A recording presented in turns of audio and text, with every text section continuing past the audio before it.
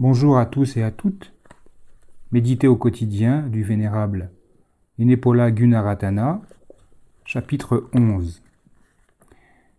Nous en étions arrivés à méditer dans la vie quotidienne.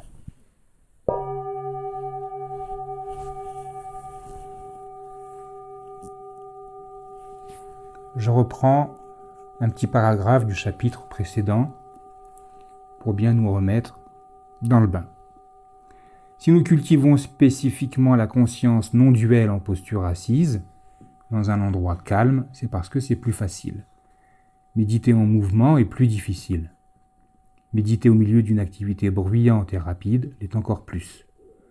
Et méditer au sein d'activités intensément égoïstes, telles que disputes ou transports passionnels, constitue le plus grand défi. Un débutant aura déjà fort à faire avec des situations moins tendues. Et pourtant, le but ultime de la méditation est de cultiver concentration et attention à un niveau tel qu'elle reste immuable, même au milieu des contraintes de la vie contemporaine. La vie offre de nombreux défis et un méditant sérieux a rarement le temps de s'ennuyer. Transférer votre méditation dans les événements de votre vie quotidienne n'est pas un processus simple. Essayez et vous verrez. L'intervalle entre la fin de votre séance de méditation et la vie réelle représente un grand pas, trop grand pour la plupart d'entre nous. Nous voyons notre calme et notre concentration s'évaporer en quelques minutes. Nous laissons apparemment pas plus avancer.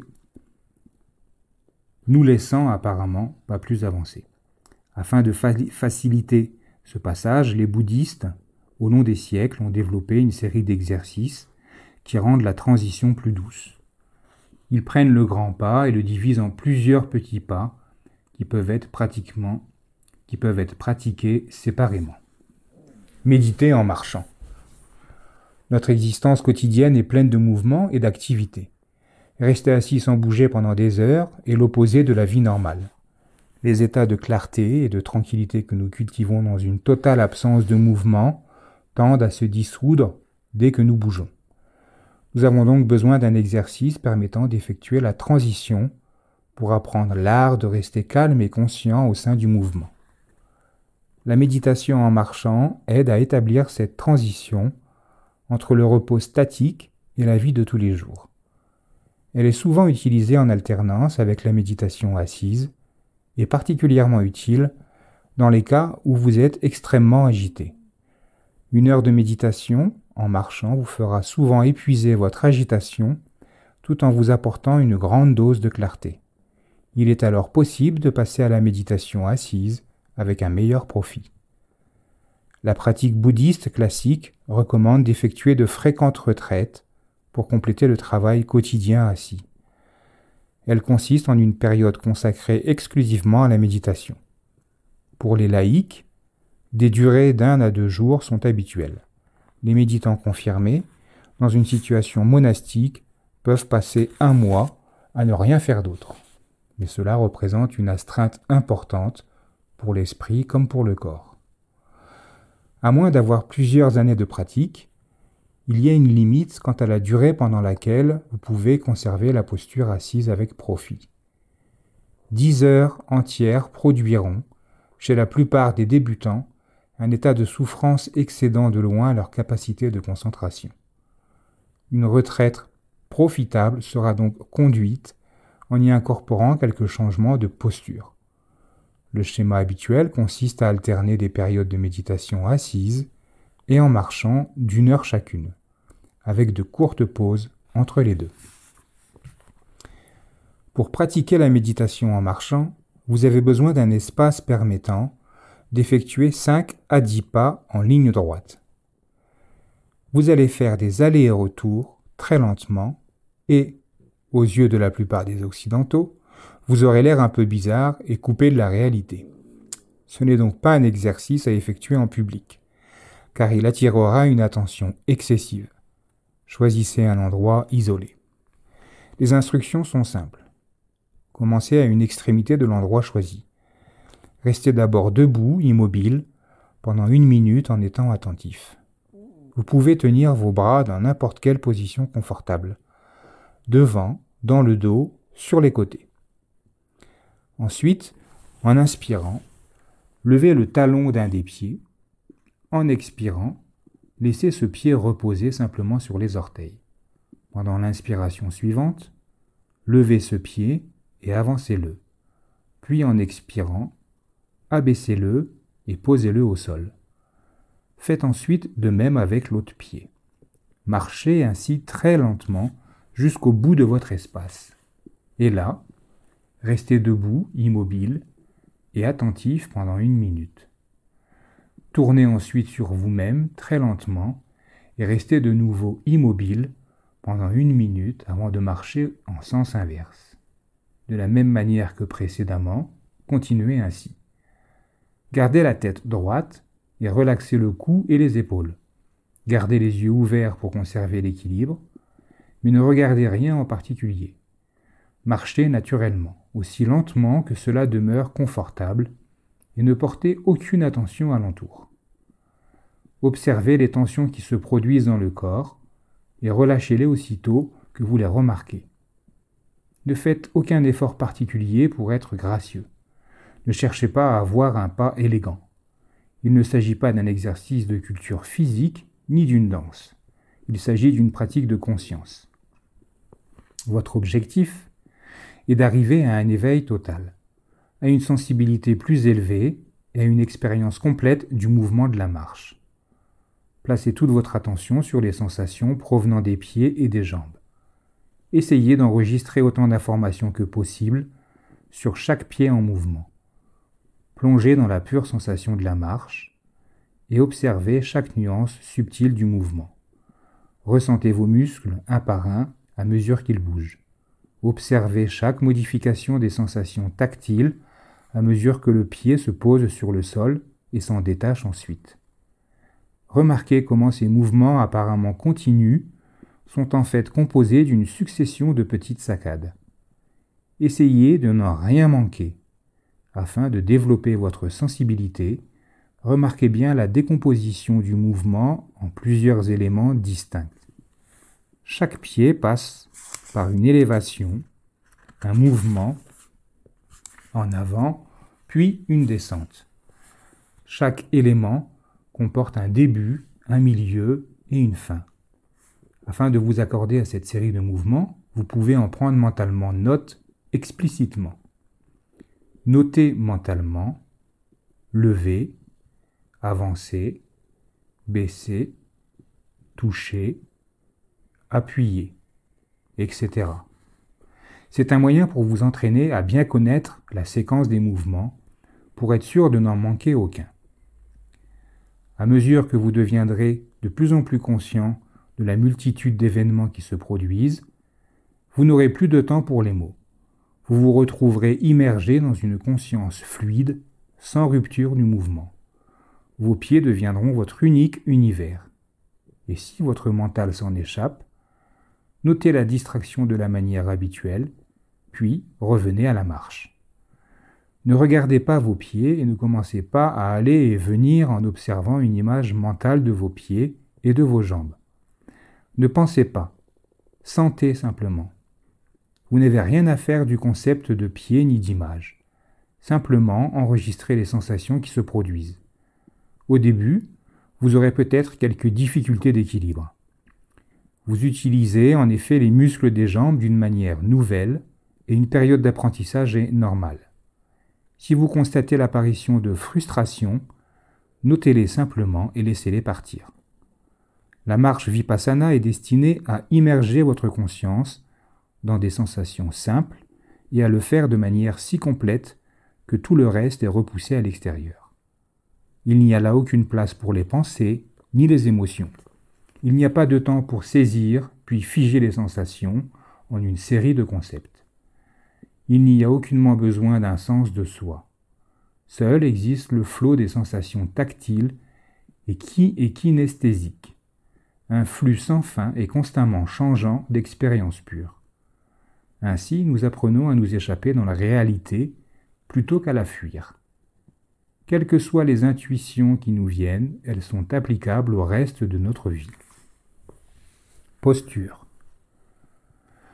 Le but de la pratique est de devenir pleinement conscient de toutes les facettes de notre expérience en un flux ininterrompu de moment en moment. Une grande part de ce que nous faisons et expérimentons est complètement inconscient, au sens où nous le faisons avec peu ou pas d'attention. Notre pensée est occupée par un tout autre sujet. La majeure partie de notre temps se passe en pilotage automatique, perdu que nous sommes dans le brouillard des rêveries éveillées et de nos préoccupations. L'un des aspects de notre expérience le plus fréquemment ignoré est notre corps. Le cinéma en technicolor dans notre tête est tellement attirant que nous avons tendance à retirer toute notre attention des sens du toucher et du mouvement. Les nerfs transmettent pourtant les informations correspondantes à chaque seconde, mais nous les avons en grande partie bloquées hors de la conscience. Elles arrivent au niveau inférieur du cerveau, mais ne vont pas plus loin. C'est pourquoi les bouddhistes ont développé un exercice permettant d'ouvrir les vannes et de laisser passer ces informations jusqu'à la conscience. C'est une autre façon de rendre conscient l'inconscient. Au cours d'une journée, votre corps effectue toutes sortes de contorsions. Vous êtes assis, debout, allongé, en train de vous baisser, de marcher, de courir. Vous vous accroupissez, vous étirez. Les maîtres de méditation vous demandent instamment de devenir conscient de cette danse non-stop. Au long de la journée, consacrez quelques secondes, toutes les quelques minutes, pour sentir votre posture. Ne le faites pas sous forme d'un jugement. Il ne s'agit pas d'un exercice ayant pour but de corriger vos attitudes ou destiné à améliorer votre apparence. Balayez votre corps de haut en bas, de votre attention, et percevez la façon dont vous le tenez. Prenez en note mentalement et en silence. Assis, debout, allongé, marchant. Cela paraît ridiculement simple, mais ne méprisez pas cet exercice. Il est très puissant. Si vous le faites à fond, si vous inculquez profondément cette habitude mentale, elle peut révolutionner votre existence. Elle vous branche sur une dimension de sensation complètement nouvelle. Vous vous sentez comme un aveugle à qui on aurait rendu la vue. Mouvement lent. Toute action que vous effectuez est composée d'éléments différents. Lasser vos chaussures, par exemple, donne lieu à une série complexe de mouvements élémentaires. La plupart d'entre eux ne sont pas observés. Afin de développer l'habitude globale d'être attentif, vous pouvez effectuer des activités simples à vitesse très lente, en faisant un effort pour porter attention à chaque détail de l'action. Prenez l'exemple de boire une tasse de thé en étant assis à une table. Beaucoup de choses sont à observer. Remarquez votre posture assise, sentez l'anse de la thé entre vos doigts, humez l'arôme du thé, remarquez la position de la tasse, de votre bras, de la table, observez l'apparition de l'intention de lever le bras, sentez la tasse contre vos lèvres et le liquide qui coule dans la bouche. Notez le goût du thé, observez ensuite l'intention de baisser le bras. Tout ce processus est à la fois beau et fascinant. Si vous l'observez complètement en exerçant une attention détachée à chaque sensation, ainsi qu'au flux de la pensée, ce même schéma peut être appliqué à beaucoup d'autres activités quotidiennes. En diminuant intentionnellement la vitesse de vos pensées, de vos paroles et de vos mouvements, vous les pénétrerez beaucoup plus profondément qu'il ne vous serait possible de le faire autrement. Au début, cette vitesse délibérément lente est difficile à conserver dans les activités ordinaires, mais la capacité s'en développe avec le temps. Si des réalisations profondes ont lieu pendant la méditation assise, des révélations encore plus profondes peuvent se produire lorsque nous examinons notre propre fonctionnement intérieur au sein de l'activité. C'est là que se trouve le laboratoire où nous commençons réellement à voir les mécanismes de nos propres émotions et les effets de nos passions. C'est là que nous pouvons vraiment mesurer la fiabilité de notre raisonnement, percevoir la différence entre nos véritables motivations et l'armure de faux-semblants que nous entretenons pour nous duper et duper les autres. Une grande partie de ces découvertes est surprenante. Beaucoup sont dérangeantes, mais toutes sont utiles. L'attention pure apporte de l'ordre, dans la confusion qui règne, dans les détours cachés du mental. À mesure que vous développez une compréhension claire au sein des activités ordinaires de la vie, vous gagnez la capacité de demeurer rationnel et paisible, tout en faisant pénétrer la lumière de l'attention dans les coins et recoins irrationnels du mental. Vous commencez à voir à quel point vous êtes responsable de votre propre souffrance mentale. Vous voyez que vos propres misères, peurs et tensions sont produites par vous-même. Vous voyez de quelle façon vous êtes la cause de votre propre souffrance, de vos propres faiblesses et limitations. Et plus vous comprenez profondément ces processus mentaux, moins ils ont de prise sur vous. Coordination avec la respiration. Dans la méditation assise, votre principal centre d'attention est la respiration. Une totale concentration sur la respiration constamment changeante vous amène directement dans le moment présent. Le même principe peut être utilisé au sein du mouvement. Vous pouvez coordonner les activités auxquelles vous vous livrez avec votre respiration. Votre motion acquiert alors un rythme fluide et nombre des transitions abruptes sont adoucies. Il devient plus facile de vous concentrer sur vos activités et l'attention est accrue. Votre conscience reste ainsi plus facilement dans le présent. Idéalement, la méditation devrait être une pratique occupant 24 heures sur 24, ce qui constitue une suggestion éminemment concrète. Un état d'attention est un état de disponibilité. Le mental n'est pas encombré par des préoccupations ni entravé par des inquiétudes. Tout ce qui se présente peut être traité instantanément. Lorsque vous êtes vraiment attentif, votre système nerveux possède une fraîcheur et une élasticité qui favorisent l'intuition. Un problème apparaît? Vous vous en occupez rapidement, efficacement, avec un minimum d'embarras. Vous ne vous mettez pas dans tous vos états, vous ne vous réfugiez pas non plus dans un coin tranquille pour cogiter sur ce qu'il faut faire, simplement vous faites ce qu'il faut. Et dans les rares cas où aucune solution ne paraît possible, vous ne vous tracassez pas, vous passez simplement à la chose suivante qui requiert votre attention. Votre intuition devient une faculté très pratique. Moment perdu. Le concept de temps perdu n'existe pas pour un méditant sérieux. Tous les temps morts peuvent être mis à profit. Tout instant disponible peut être utilisé pour méditer. Vous attendez anxieusement votre tour chez le dentiste, méditez sur l'anxiété. Vous êtes plein d'irritation en faisant la queue à la banque, méditez sur l'irritation. Plein d'ennui, à vous tourner les pouces en attendant l'autobus, méditez sur l'ennui. Essayez de rester vigilant et conscient tout au long de la journée.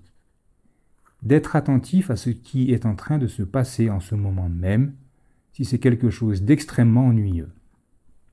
Mettez à profit des instants où vous êtes seul. Profitez des activités qui sont en grande partie mécaniques. Utilisez chaque seconde pour être attentif, tous les moments disponibles. Concentration sur toutes les activités. Il vous faut essayer de maintenir l'attention sur toutes les activités et sur chaque perception au long de la journée, en commençant avec la première au réveil et en finissant avec la dernière en vous endormant. C'est un but extrêmement élevé. N'imaginez pas y parvenir rapidement. Prenez les choses doucement et faites croître votre capacité avec le temps. La manière la plus facile d'y parvenir consiste à diviser la journée en tranches. Consacrez une période à l'attention sur la posture. Ensuite, élargissez cette attention pour couvrir d'autres activités simples. Manger, vous laver, vous habiller, etc. Mettez de côté une durée d'un quart d'heure environ pour exercer l'attention aux états mentaux, agréables, désagréables, neutres par exemple, ou pour observer les empêchements ou les pensées. Le programme précis vous appartient. L'idée est de vous entraîner à détecter les différents sujets et de préserver votre état d'attention aussi complètement que possible. Essayez d'aménager un programme quotidien dans lequel il y ait aussi peu de différence que possible entre votre méditation assise et le reste de la journée. Laissez la première se couler naturellement dans la seconde. Votre corps n'est pratiquement jamais en repos. Il y a toujours un mouvement à observer, ne serait-ce que celui de la respiration. Votre mental n'arrête pas de bavarder, sauf en de rares moments de concentration très profonde. Constamment, quelque chose apparaît qu'il est possible d'observer. Vous ne serez jamais en peine pour trouver un sujet digne d'attention. La pratique doit s'effectuer au sein même de l'activité de tous les jours. C'est votre laboratoire. Il vous fournit les épreuves et les défis dont vous avez besoin pour que votre entraînement soit profond et authentique. C'est le feu qui purifie des mensonges et des erreurs, le test qui montre si vous progressez ou si vous vous racontez des histoires. Si votre méditation ne vous aide pas à faire face aux conflits et aux luttes de chaque jour, c'est qu'elle reste superficielle. Si vos réactions émotionnelles quotidiennes ne deviennent pas plus claires et s'il n'est pas plus facile d'y faire face, c'est que vous perdez votre temps. Et vous ne le saurez jamais tant que vous ne ferez pas ce test réellement. La pratique de l'attention est constante. Vous ne vous y adonnez pas de temps en temps pour l'abandonner à d'autres moments. Vous vous y consacrez en permanence. Une méditation qui réussit seulement lorsque vous êtes isolé dans une tour d'ivoire est encore sous-développée. La méditation de la vision intérieure est la pratique de l'attention d'instant en instant. Le méditant apprend à porter une attention pure à la naissance, au développement et à la disparition de tous les phénomènes mentaux. Il ne se détourne d'aucun. Il n'en laisse aucun lui échapper. Pensées et émotions, activités et désirs, tout y passe. Il observe le tout et il le fait continuellement. Que ce soit beau ou laid, agréable ou désagréable, méritoire ou honteux, n'est pas la question. Il voit comment sont les choses et il observe comment elles changent. Aucun aspect de l'expérience n'est exclu ou évité. Tout est compris. Si dans le cours de la journée vous vous retrouvez plein d'ennui, méditez sur l'ennui. Observez ce que vous ressentez, comment il fonctionne, de quoi il est constitué. Si vous êtes en colère, méditez sur la colère. Explorez-en les mécanismes, ne la fuyez pas. Si vous vous retrouvez aux prises avec une vraie dépression, méditez sur la dépression. Faites-en l'investigation de manière détachée et pénétrante. Ne la fuyez pas aveuglément. Explorez le labyrinthe. Dressez la carte des détours. De cette façon, vous serez d'autant plus capable d'y faire face la prochaine fois. Il est dit que l'élimination peut se produire à n'importe quel moment. Si le mental est conservé dans un état de préparation méditative, la plus petite, la plus ordinaire des perceptions peut en être le stimulant. Un regard au clair de lune, le chant d'un oiseau, le bruissement du vent dans les arbres, ce n'est pas tant ce qui est perçu qui est important, mais la manière dont la perception est accueillie. Un état de disponibilité et d'ouverture est essentiel. Cela pourrait vous arriver en ce moment même si vous étiez prêt. La sensation tactile des pages de ce livre entre vos doigts pourrait en être le détonateur. Le son de ces mots dans votre tête pourrait suffire. Vous pourriez atteindre l'illumination à cet instant même si vous étiez prêt.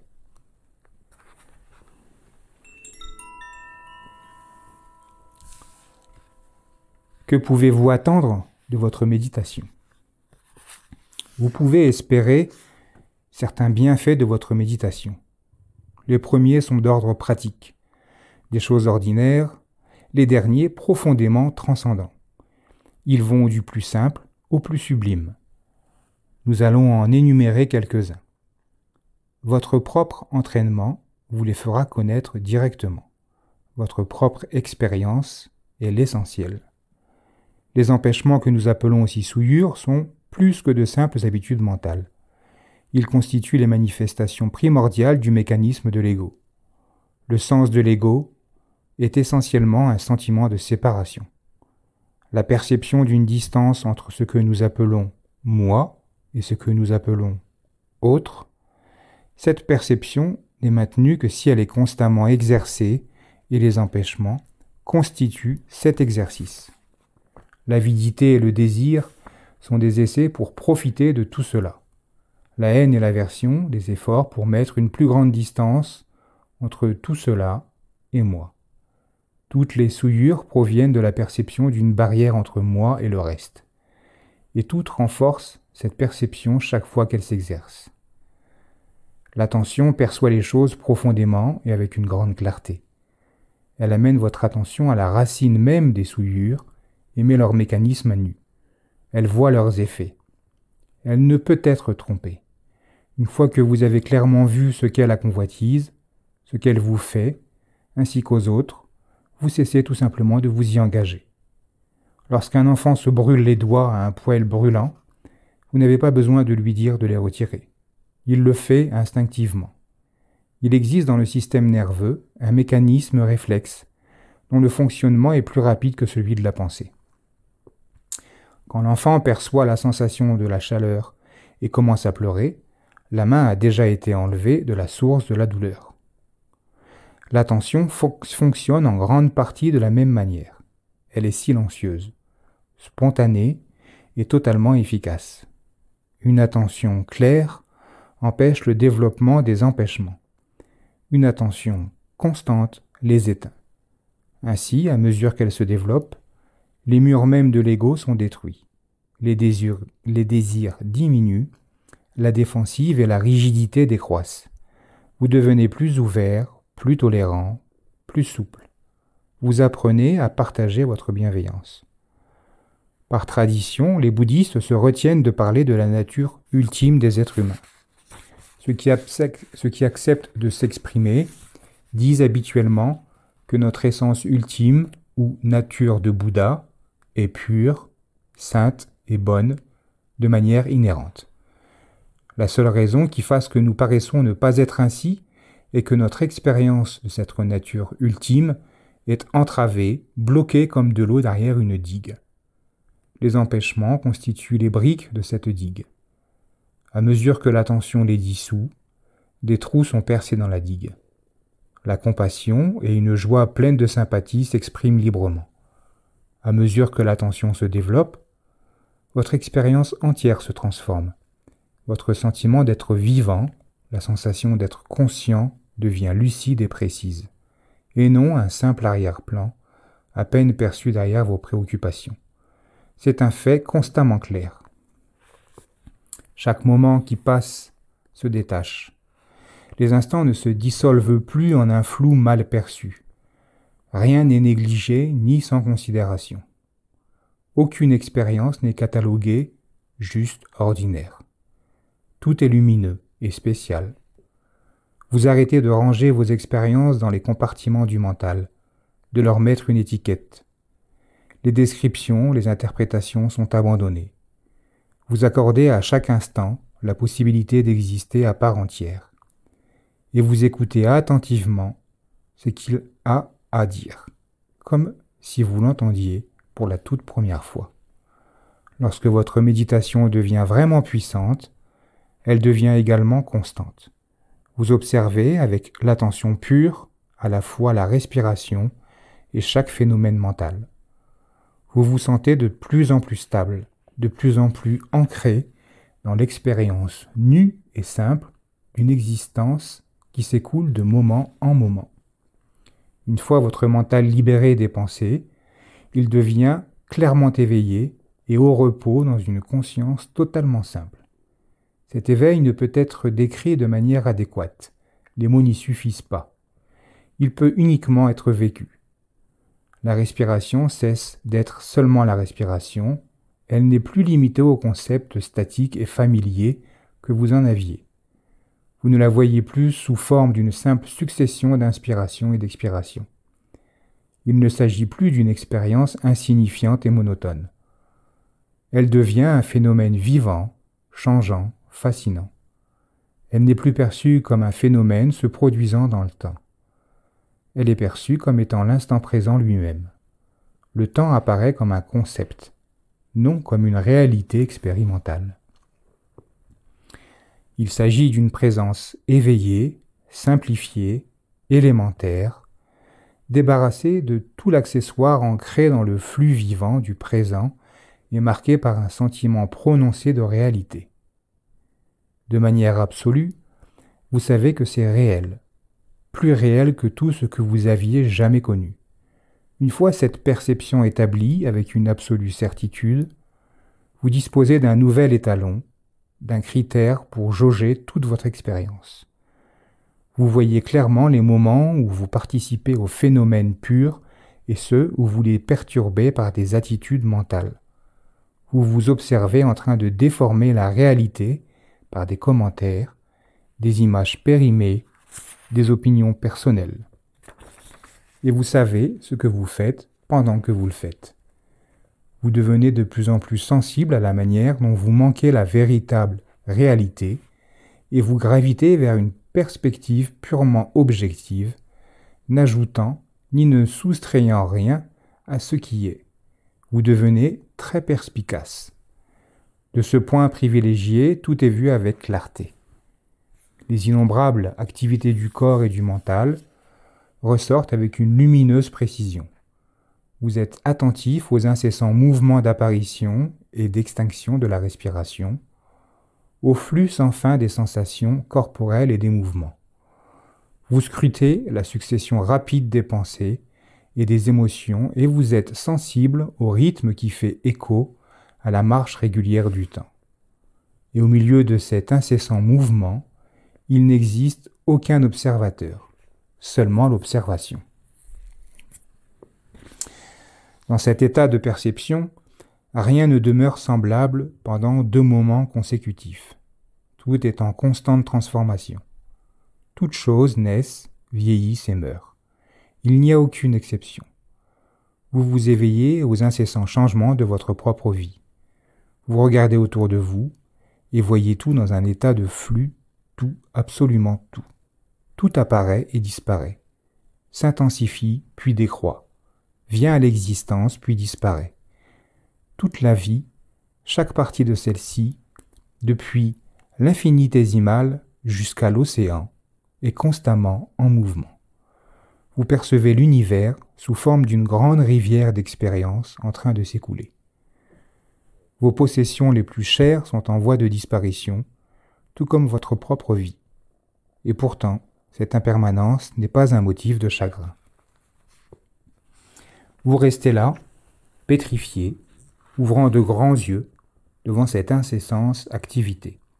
Et votre réponse est une merveilleuse joie, tout en mouvement, tout danse, tout déborde de vie. À mesure que vous observez ces changements et voyez comment tout s'accorde, vous devenez conscient de la relation intime entre tous les phénomènes mentaux, sensoriels et affectifs. Vous observez une pensée en amenant une autre. Vous voyez la destruction donnant naissance aux réactions émotionnelles et les sensations faisant apparaître de nouvelles pensées.